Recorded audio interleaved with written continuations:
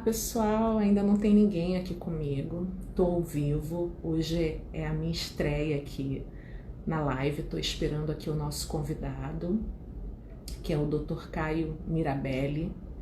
Espero ter bastante pessoas aqui participando, né, da primeira live do canal Mulheres Advogadas do Século XXI, aqui no nosso Instagram. Fizemos a propaganda há pouquíssimo tempo.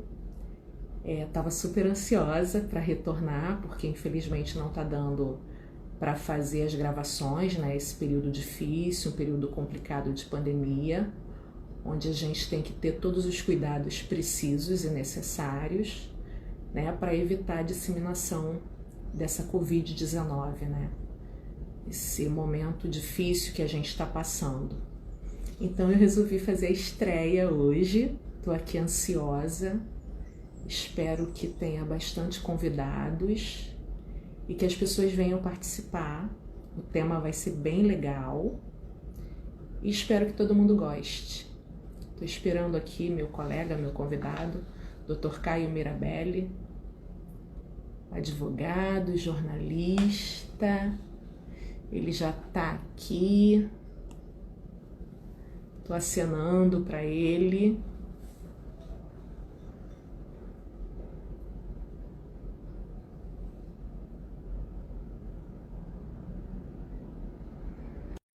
Estou adicionando aqui o meu colega. Estou te aguardando, Caio, para a gente iniciar. Caio já está chegando agora. Olá, Caio, boa tarde. Olha, a sua imagem está aparecendo deitada para mim. Tá, E ela agora? está aparecendo. Isso, agora show. Agora está de cabeça para baixo. Isso, perfeito, perfeito, perfeito. Boa tarde, Caio. Por enquanto a gente não tem ninguém aqui na sala, né, para poder assistir. Mas eu creio que aqui a gente deva estar gravando também, então a gente pode ir conversando, que eu acho que depois as pessoas podem assistir. Tô certa? Você que tem mais experiência do que eu?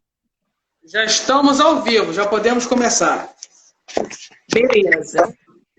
Então, gente, boa tarde. Estamos aqui estreando a primeira live do canal Mulheres Advogadas do Século XXI, com o quadro A Vez Deles.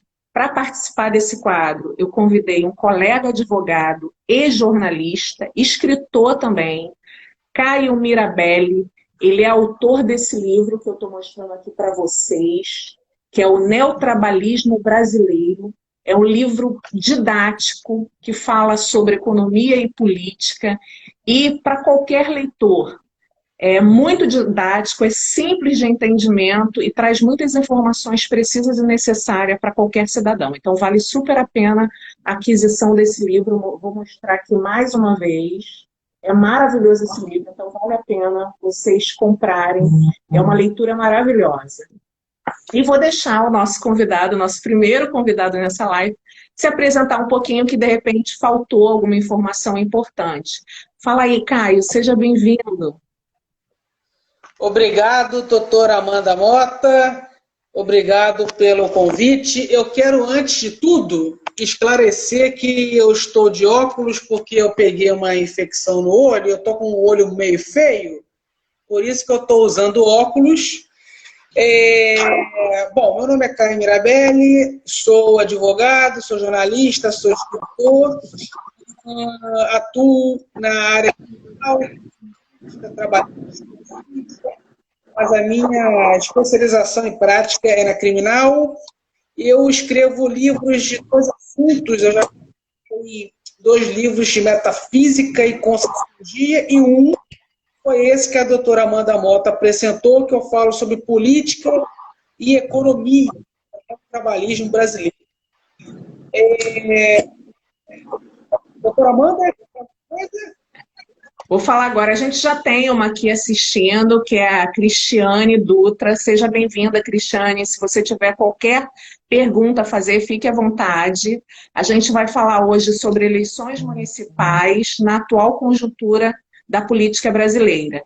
E eu vou começar com uma pergunta simples, doutor Caio, que esse ano é um ano super atípico, a gente está aí vivendo essa pandemia que atingiu o mundo inteiro. E, infelizmente, no Brasil, a gente acabou tendo politização em cima desse vírus, o que eu acho que atrapalha muito a nossa vida, né? Porque já tem o vírus, que a gente teve que ficar em isolamento, sem poder sair, sem poder ter contato com os nossos amigos, a gente teve que aprender a viver uma nova vida, se reinventar. Isso não é fácil. Então, esse ano, teremos as eleições municipais, que foram mudadas a data, né? Geralmente o primeiro turno é sempre em outubro, esse ano vai ser dia 15 de novembro e 29 de novembro. E eu queria te fazer uma pergunta, doutor Caio. Na sua opinião, você achou que essas mudanças que ocorreram, claro, por causa da pandemia, na sua opinião, quais seriam as vantagens e desvantagens para o candidato que vai concorrer pela primeira vez às eleições municipais? Eu acho que alterando, aumentando, diminuindo o prazo, sempre vai ser bom para os políticos tradicionais que estão na máquina há muito tempo, porque eles sempre têm dinheiro para gastar numa campanha. Já o iniciante, na maioria das vezes, pessoas e ao mesmo tempo, ela se desespera, porque é mais um mês de campanha onde ela tem que gastar um pouquinho que tem para angariar voto. Então, para o iniciante duro, foi muito ruim as eleições para novembro. Ficou com um tempo menor, né? Apesar de nós termos hoje as redes sociais, mas eu acho que dificultou por causa do tempo, e aquele encontro pessoal, aquele tete-a-tete, é importante, né, que o eleitor conheça os seus candidatos.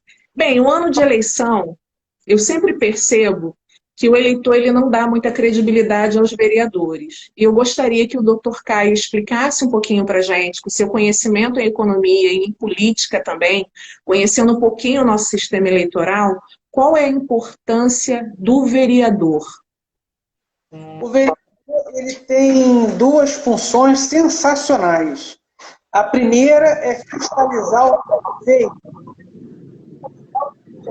municipais. Caio, só um minutinho. Está falhando um pouquinho. A sua fala está vindo cortada.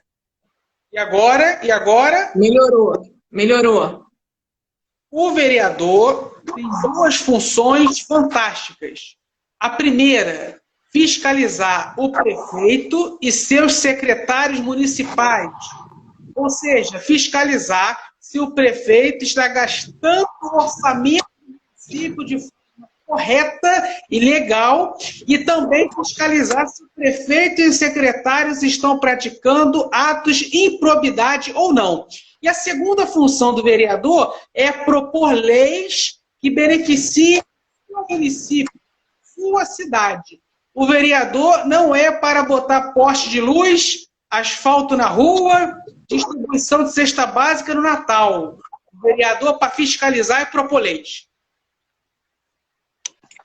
E qual é a maior dificuldade para o eleitor? Doutor Caio ele teve uma experiência, já veio candidato.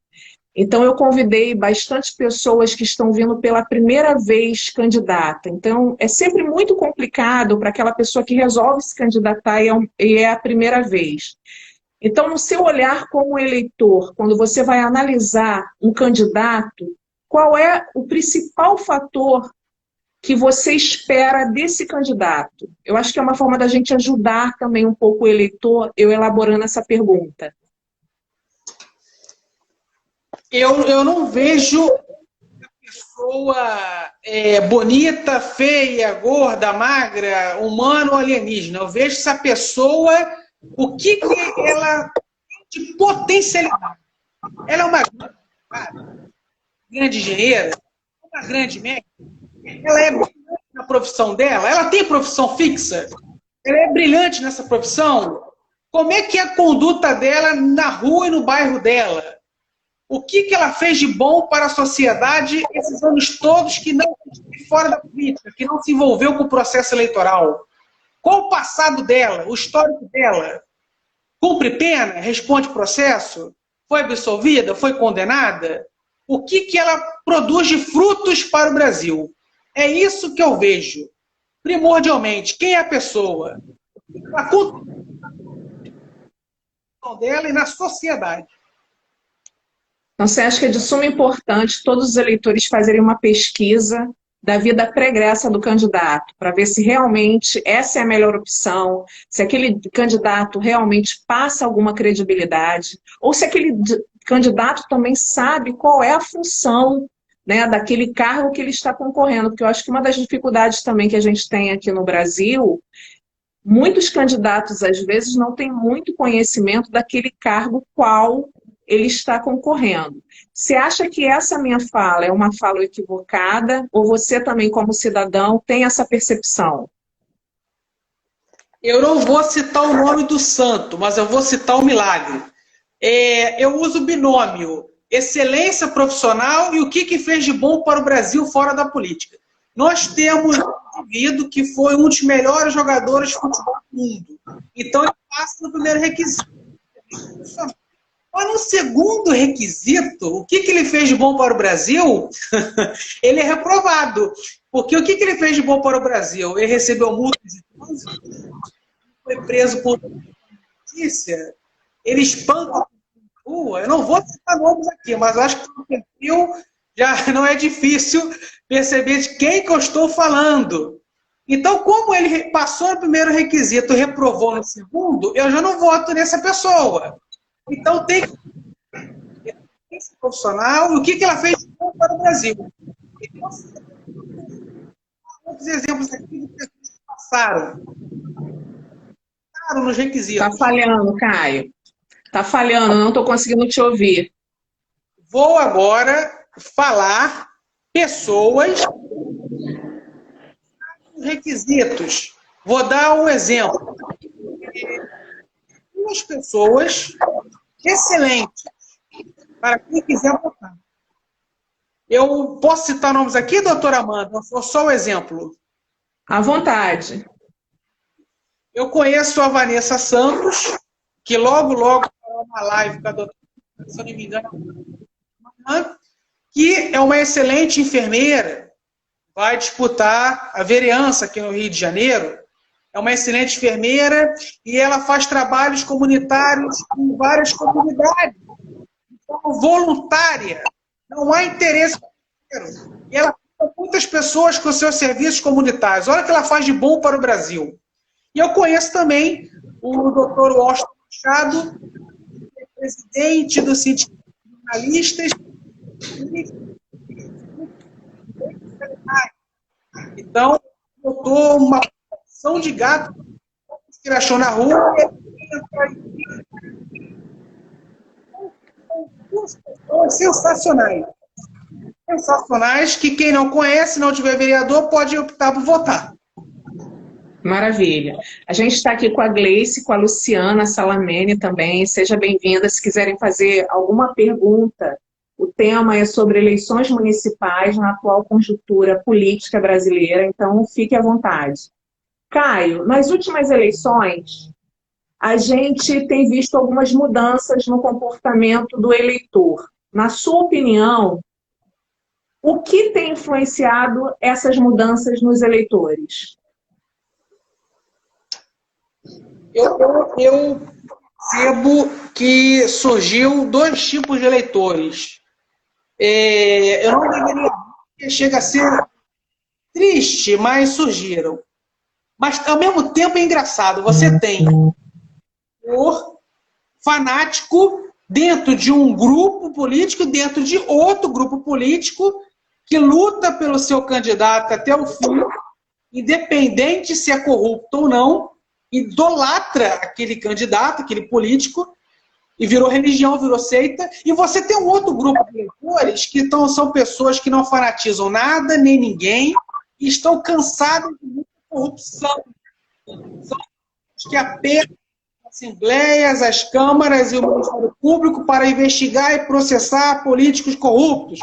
São pessoas que candidatos. E eu acredito que o Brasil está com 50% de fanáticos, mas também já está com 50% de eleitores de verdade. Pessoas cansadas de corrupção, que estão lutando por candidatos melhores e estão fiscalizando o poder público. Aqui no Rio de Janeiro, nós temos 92 municípios. Então, é um estado muito grande, com bastantes municípios. E a gente percebe a dificuldade dos novos candidatos conseguirem fazer uma campanha, porque para fazer uma campanha você tem que ter alguns requisitos. É claro que não é só a verba para você conseguir fazer campanha. Você precisa de pessoas que acreditem na sua proposta, que acreditem em você, e também a conquista do voto, mas a conquista honesta. Nada de comprar voto nem de vender voto.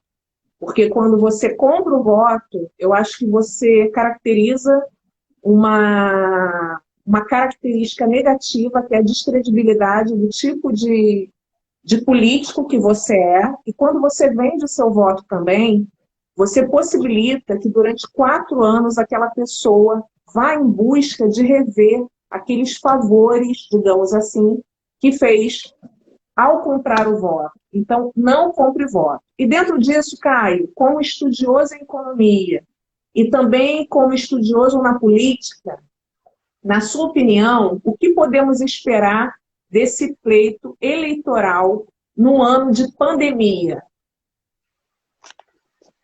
No Rio de Janeiro, o pleito eleitoral está muito exótico e esquisito. Nós temos o Crivella com a máquina na mão, ou seja, quem tem a máquina na mão tem dinheiro e poder. Nós temos o Eduardo Paes, que é um ex-prefeito, que ainda tem muita força eleitoral, porque o Crivella ressuscitou ele das cinzas. Você tem o Cabo Daciolo, e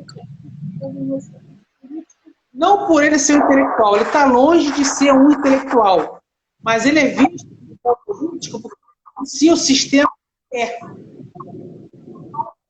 os votos de pessoas que admiram a postura dele e também pega o voto de protesto.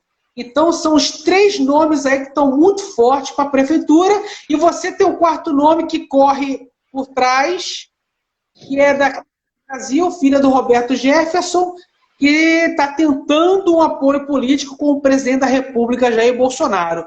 Então, tem 4 nomes aí muito fortes para a prefeitura. Crivella, Eduardo Paes, que foi ressuscitado pelo Crivella, o Cabo Daciolo, porque denuncia o sistema como ele é, e a Cristiane Brasil, porque o pai está tentando uma aliança com o presidente da República.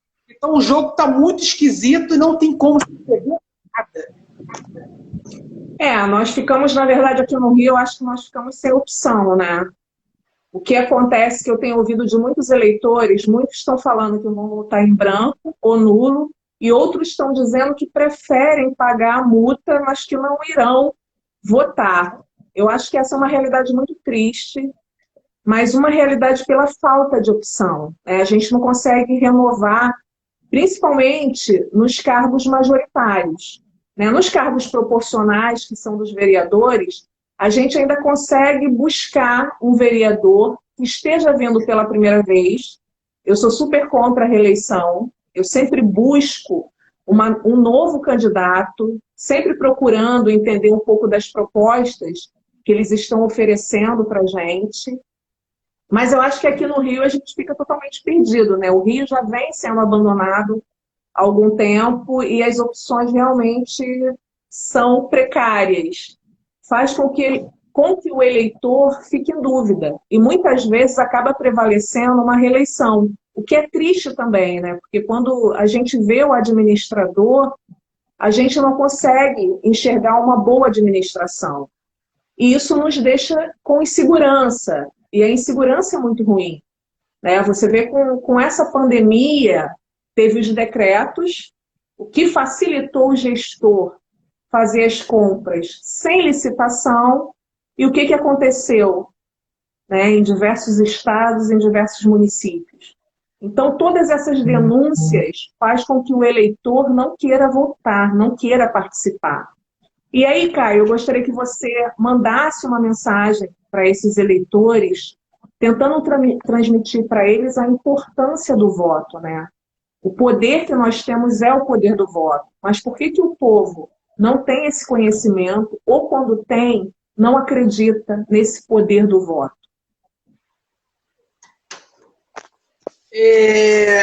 Como o Brasil é muito cristianizado... Não está falando a sua voz. E agora? Foi. Foi. Como o brasileiro é um povo muito, muito cristianizado, aqui não cabe revolução armada. Então só nos resta uma coisa: votar certo. Porque quando você vota certo, você tira os funcionários do sistema que aí está no poder. E o sistema passa a ter dificuldades em ferrar com a minha, a tua e as nossas vidas. Simples assim.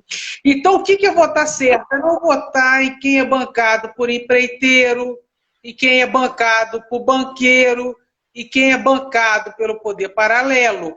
É você votar em quem consegue bancar a sua própria candidatura ou com doações de amigos, parentes, pessoas físicas humildes, que contribuem com R$ 10, R$ 100, R$ 50, por servir.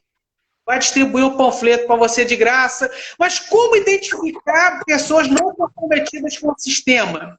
Foi o que eu falei aqui. Não votar em quem é patrocinado por empreiteira, frigorífico, banqueiro. Você não votar em pessoas que têm passado contra. Ah, Caio, mas tem muitas pessoas boas que são bancadas por grandes empresas. Ok, mas ninguém é bancado por amor. Então, quando essa pessoa boa está no poder porque foi bancada por uma grande empresa, ela vai para essa grande empresa. E aí surge o quê? A corrupção, os crimes. Então, você tem que votar em quem tem passado limpo, fez muito pelo país, é um excelente profissional e não tinha marcas com ninguém. Caio, esse ano nós iremos votar para prefeitos e vereadores. Na sua opinião, diante de tudo o que está acontecendo, na verdade, a atual conjuntura da política brasileira, você acredita, ou qual a sua opinião? Você acredita que vai mudar muito nos resultados nessas eleições? Nós já tivemos uma mudança em 2018, mas diante de tudo que a gente está passando, parece que aumenta-se a corrupção, né? A corrupção no Brasil é uma coisa que está enraizada. Pelo que você está percebendo, está participando de tudo, de todos os acontecimentos, todas as denúncias, você acredita que a gente possa ter resultados diferenciados nas urnas esse ano? Eu acho que sim, porque o eleitorado que despertou um grande número de pessoas. Tem um outro agravante também, que os políticos tradicionais não estão mais com tanto dinheiro oriundo de crime para investir em campanhas milionárias. Porque o avanço tecnológico investigativo da Polícia Federal nessa corja toda está tirando muito dinheiro que eles tinham escondidos no exterior para investir em campanhas. Então, eles estão tecnicamente pouco duros para comprar voto. Por isso que eu estou animado, doutora Amanda, porque aumentou o número de eleitores conscientes e porque a corja está um pouquinho dura. Eu acho que vamos ter uma limpeza muito significativa e grande na Câmara dos Vereadores do Rio de Janeiro, principalmente. Tomara. Mas quando a gente faz uma pesquisa, até com alguns colegas advogados que têm o conhecimento da lei, que têm uma noção maior de como funciona o nosso sistema político, você sempre escuta um desânimo muito grande, as pessoas muito desanimadas, muito desacreditadas. Na sua opinião, o que leva a essa descrença nos nossos políticos? Eu evito citar nome. Parece que a Lua está em Júpiter. Não precisa citar nome, não se comprometa. A Lua está em Júpiter, eu fico meio humorista. Mas olha só, nós temos um prefeito sem comentários, isso desestimula. Nós elegemos o governador que tinha tudo para ser o melhor da história, porque é um cara inteligente, preparado, um passado bonito, excelente profissional, contribuiu muito para o Brasil, mas olha o que aconteceu aí. Foi só a pandemia, olha o que aconteceu. Nós temos um presidente da República que não está conseguindo governar. Nós temos um Congresso Nacional muito exótico, exótico não porque você tem muitas seleções de pessoas boas, é porque você tem muitas seleções de pessoas ruins. Então você tem gente no inferno de mais comportamentos possíveis. Você tem um Estado estagnado, onde a elite de 1.500 que veio com Portugal permanece aí. Você tem o bem sendo ridicularizado, o honesto sendo taxado de bobo. Você percebe que o desonesto prospera rápido. Então, isso tudo desestimula o brasileiro. Para piorar a situação, o brasileiro duro, que não pode pagar um plano de saúde, se ficar doente, for para a rede pública, morre. Se quiser estudar na rede pública, não aprende. Sai na rua, não tem segurança. Viaja no feriado, morre em acidente de trânsito. Então, isso tudo desestimula um banho de água fria na cabeça de todo mundo. Então, eu entendo o eleitor brasileiro. Mas, como eu falei anteriormente, aqui não cabe revolução, porque o brasileiro, a sua natureza, ela é cristianizada. E cristão não é belicista, não é sanguinário. Então, só nos resta votar. Então, nós temos que externar nosso ódio a tudo errado que aí está, nas urnas. É verdade. Temos aqui a doutora Fernanda Mata, seja bem-vinda. Temos também aqui o Vamos Mulherar, doutora Carla Araújo, que faz um trabalho lindo em prol das mulheres, seja bem-vinda. Caio, na verdade, nós não somos um país de muitas revoluções, né? Mas nós somos um povo esperançoso. Então, eu acho que a nossa esperança faz com que a gente ainda continue acreditando no homem, na mulher, para que a gente tenha realmente dias melhores. Eu acho que a gente fala muito de educação, né? Que a educação ela faz com que a pessoa adquira conhecimento, e o conhecimento é tudo, é a única coisa que ninguém tira de você. Mas eu acho que a gente ainda tem muito que caminhar, porque eu acho que o Brasil é o único país do mundo onde político vira estrela, né? As pessoas ficam pedindo autógrafo como se eles fossem estrela e não são. Né? O político ele é um funcionário do povo, ele é pago pelo povo. Então, eu acho que a população tem que começar a ter essa consciência. E o político também, ele quer ficar milionário. Né? Tem pessoas que vêm candidato com a intenção de enriquecer. Ele acredita que a forma dele ficar rico é se candidatando, é sendo eleito. Então, essa cultura também é uma cultura que atrapalha muito a evolução do nosso país, o crescimento do nosso país. A gente tem uma educação deficitária, a gente tem uma saúde deficitária, a gente tem um saneamento básico deficitário, e a gente tem políticos que, quando vem candidato, eles fazem falsas promessas. E isso desestimula muito algumas pessoas. Você vê que a gente tem um índice altíssimo de votos nulos, votos em brancos e pessoas que não vão votar. E isso é ruim. Né? Isso é ruim. Apesar de sermos um país que se diz ser democrático, eu não acredito na democracia brasileira, mas nós somos obrigados a votar. E eu acho que isso é uma questão também muito delicada e que é pouco falada, mas eu acredito também, se nós não fôssemos obrigados a votar, eu acho que ninguém iria votar. Né? Porque a descrença no político é muito grande. Você que já veio candidato, você sabe quando você se apresenta como candidato, a pessoa já te olha como se você fosse um criminoso. E muitas pessoas não querem te ouvir, porque estão desacreditadas. Né? A esperança no político parece que morreu. Então é um cenário muito triste. Eu queria que você falasse um pouco para a gente, contasse um pouco para a gente sobre a sua experiência como candidato, o que você percebeu, o que você mudaria se você resolver vir mais uma vez candidato. Eu, quando disputei as eleições de 2018 para deputado federal, eu costumo substituir o choro pelo riso. Eu via muitas pessoas vendendo voto, eu via pessoas que ficavam me sabatinando uma hora, perguntando projetos para educação, saúde, segurança, e no dia da eleição, um político corrupto que está há 40 anos como deputado roubando, Eu vi de um pouco de tudo.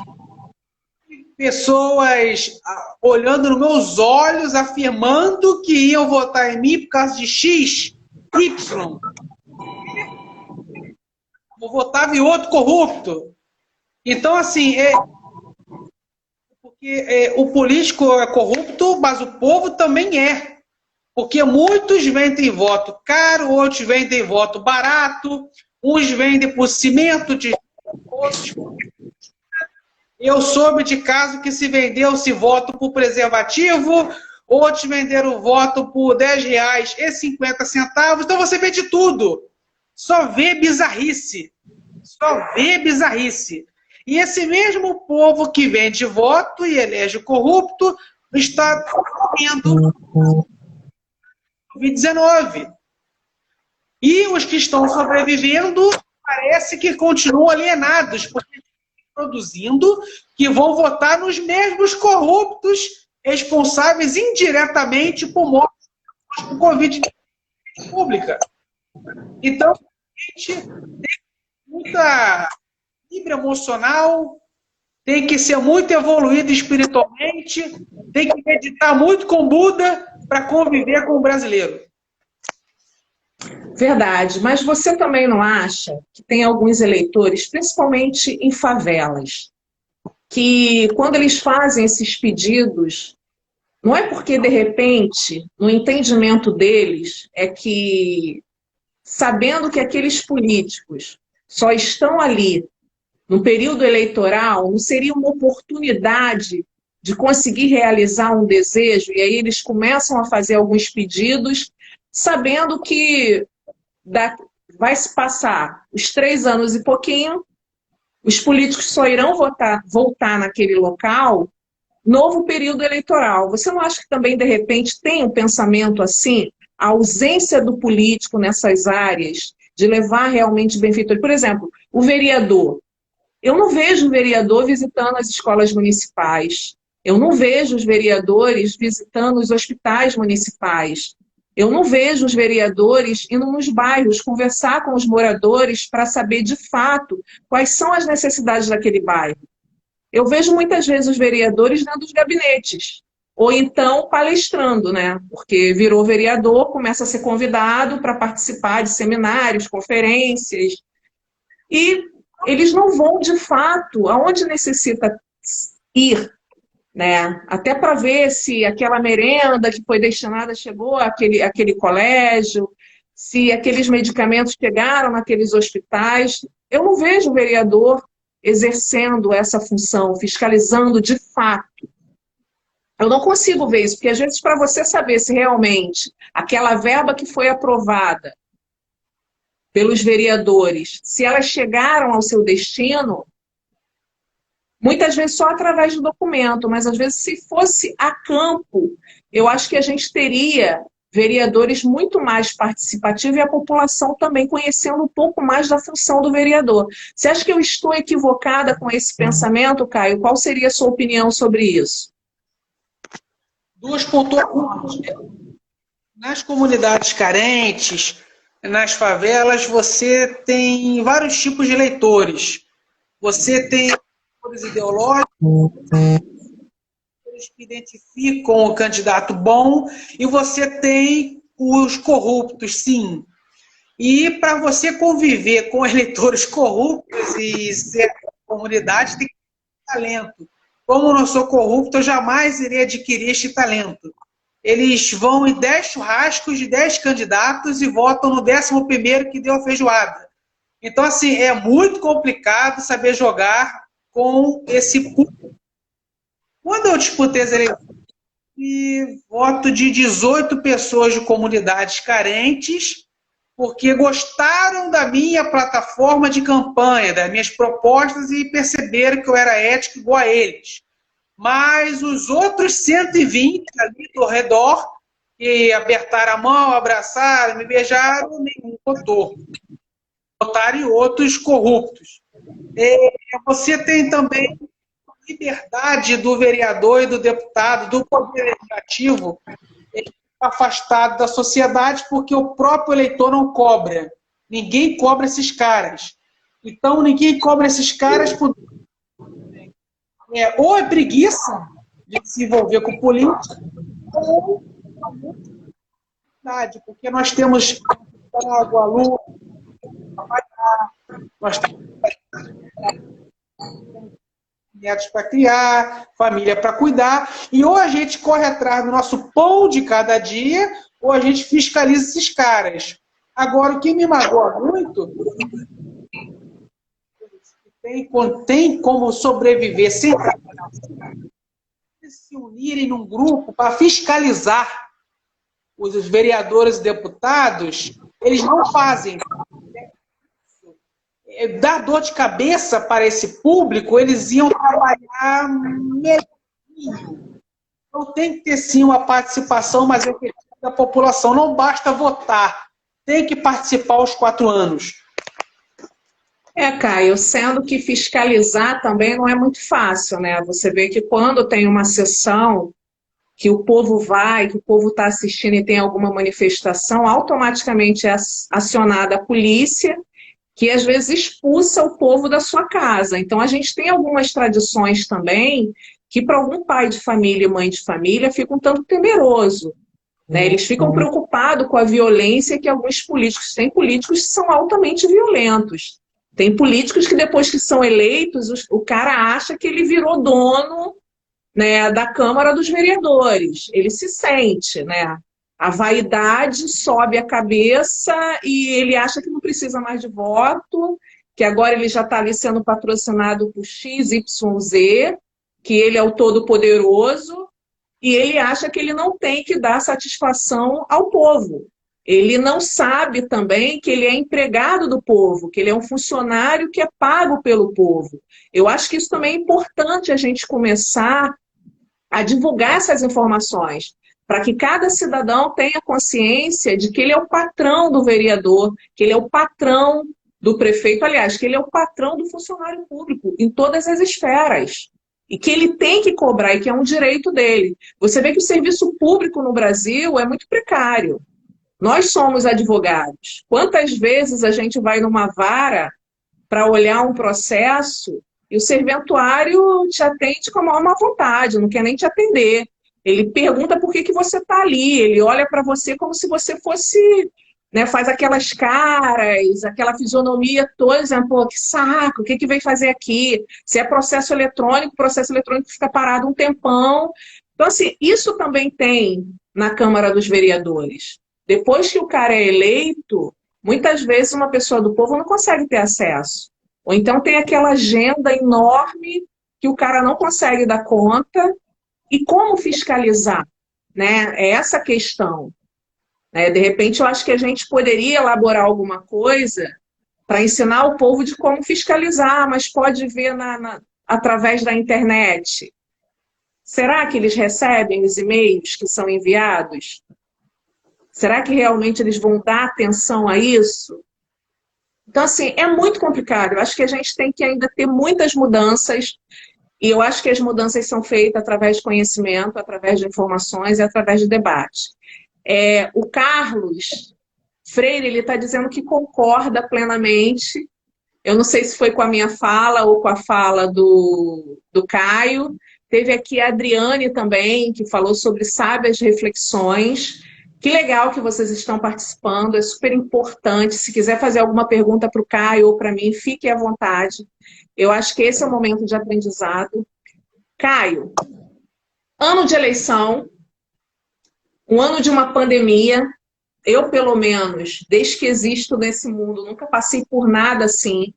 Como é difícil viver em isolamento, como é difícil mudar todo o nosso dia, elaborar uma nova vida.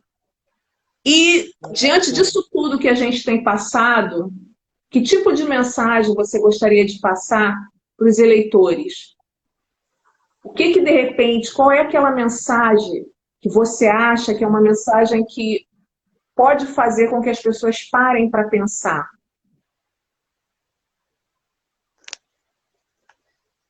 É uma pergunta muito complexa.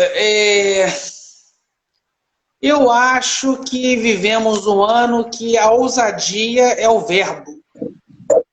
Tá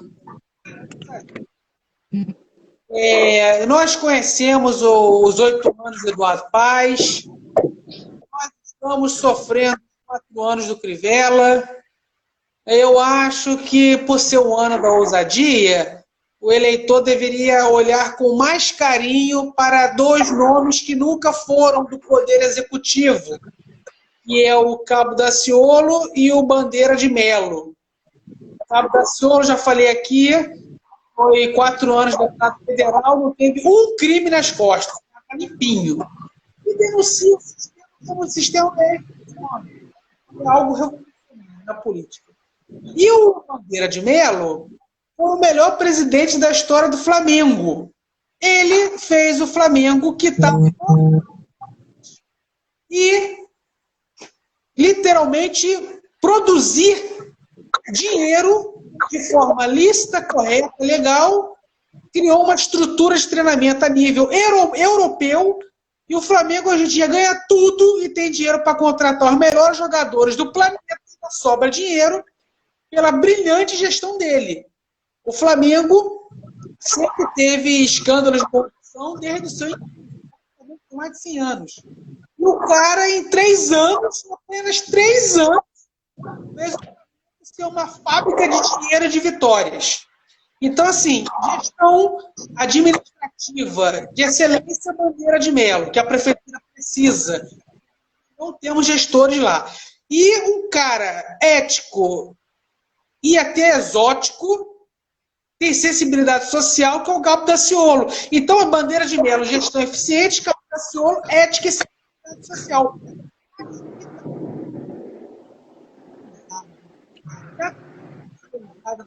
Está falhando, não estou ouvindo a sua voz.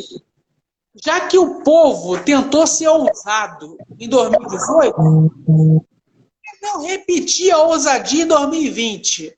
Eu acho que vale a pena. Eu tenho quase certeza que se o Daciolo ou Bandeira de Melo ganharem, não vou fazer muita besteira. Tá ousado. Vamos novos. Na verdade, eu pensei que você fosse falar algo e não sugerir candidatos.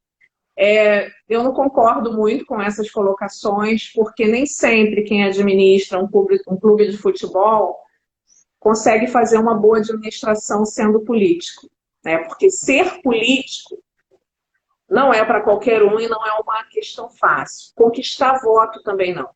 Você conseguir conquistar voto de um eleitor também é muito difícil. Né? É muito difícil mesmo, principalmente pelo nosso cenário político.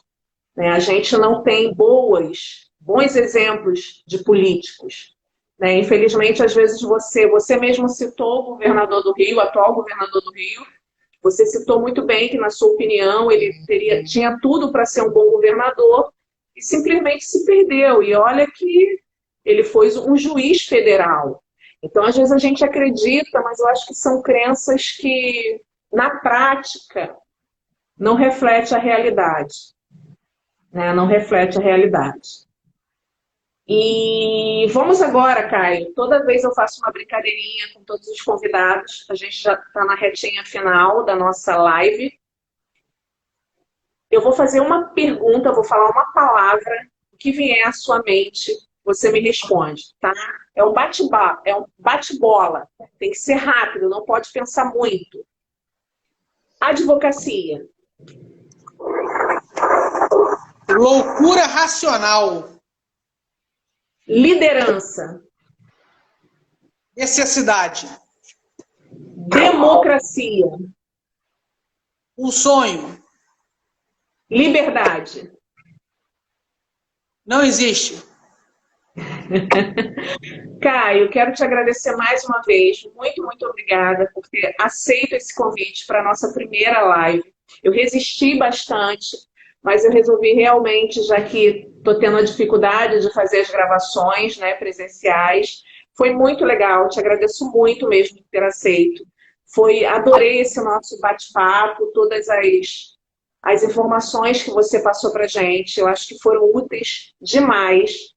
Te espero, tá? Que você siga aí a gente, que você venha participar mais vezes com a gente, porque eu sei que você é um cidadão que quer fazer a diferença. Diante eu vou mostrar de novo, gente, o livro do Caio.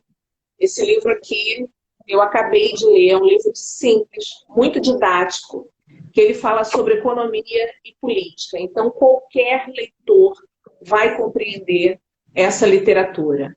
Então, acho que isso aqui foi um presente que você fez para qualquer cidadão, que é de fácil entendimento, né? Você não buscou fazer uma literatura muito difícil. Então, qualquer pessoa consegue ler, entender um pouquinho sobre economia, entender um pouquinho também sobre a nossa política.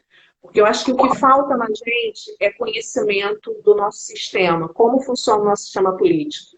Eu acho que o dia que o número maior de pessoas entenderem, eu acho que aí a gente começa a caminhar de uma forma diferente. Então, vou deixar o espaço para você, se você quiser deixar alguma mensagem ou falar mais alguma coisa, esse é o momento. Preciso só de 1 minuto e 30 segundos. Tem que combater o sistema. O que é o sistema? São as oligarquias, a elite nacional e internacional que rege a vida da população brasileira, que suga e administra nossas riquezas naturais, minerais, energéticas, 500. Então, qual a forma de enfraquecer o sistema e um dia ele ser erradicado da nossa vida? Então, formas. Praticar assistência, caridade, a ti e a teu próximo e votar certo. Quando você pratica assistência a ti e a teu próximo, você tem um povo mais forte, mais preparado, mais autônomo, independente. E quando você vota certo, você tira do poder os funcionários do sistema, os funcionários da elite, os funcionários dessa oligarquia que nós convivemos e somos vítimas dia e noite, noite e dia. Removendo os seus funcionários do poder e colocando pessoas éticas e preparadas, nós teremos sim uma grande nação. E assim encerro a minha fala com as melhores energias e a todos os nossos telespectadores. Um forte abraço. Obrigadão, Caio, mais uma vez. Obrigada a todas as pessoas que vieram aqui participar. Fiquei muito feliz, né? Foi a nossa estreia. Estreia sempre um pouco delicado, né? Digamos assim. Eu estava acostumada à gravação e hoje a gente fez o ao vivo. E foi bem legal, e o Caio, como sempre, um parceirão em tudo, sempre contribuindo, sempre tentando deixar a marquinha dele de forma positiva. Então, ficamos por aqui e até a próxima live, que será quarta-feira que vem. Um beijão. Tchau.